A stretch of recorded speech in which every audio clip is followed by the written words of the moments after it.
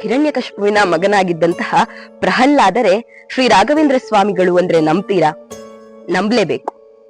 ಹೌದು, ಸತ್ಯಲೋಕದಲ್ಲಿ ಬ್ರಹ್ಮದೇವನಿಗೆ ಭಗವಂತನ ಅಂದ್ರೆ ನಾರಾಯಣನ ಸೇವೆ ಮಾಡ್ಲಿಕ್ಕೆ ಸಹಾಯ ಮಾಡ್ತಿದ್ದವರು, ಎಲ್ಲವನ್ನ ಜೋಡಿಸಿಕೊಡ್ತಿದ್ದವರು ದೇವತೆ ಶಂಕುಕರ್ಣ.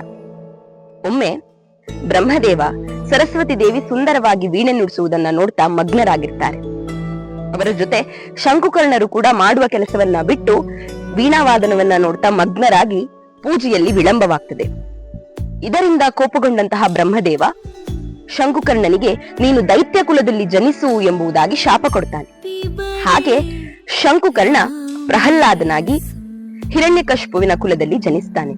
ಹೀಗೆ ಶಂಕುಕರ್ಣರು, ಹಿರಣ್ಯಕಶಿಪುವಿನ ಮಗನಾದ ಪ್ರಹ್ಲಾದ, ಬಾಹ್ಲೀಕ ರಾಜರು, ವ್ಯಾಸತೀರ್ಥರು, ಆ ನಂತರ ಕಲಿಯುಗದ ಕಲ್ಪತರುವಾದಂತಹ ಶ್ರೀ ರಾಘವೇಂದ್ರ ಸ್ವಾಮಿಗಳಾಗಿ ಅವತಾರ ತಾಳ್ತಾರೆ.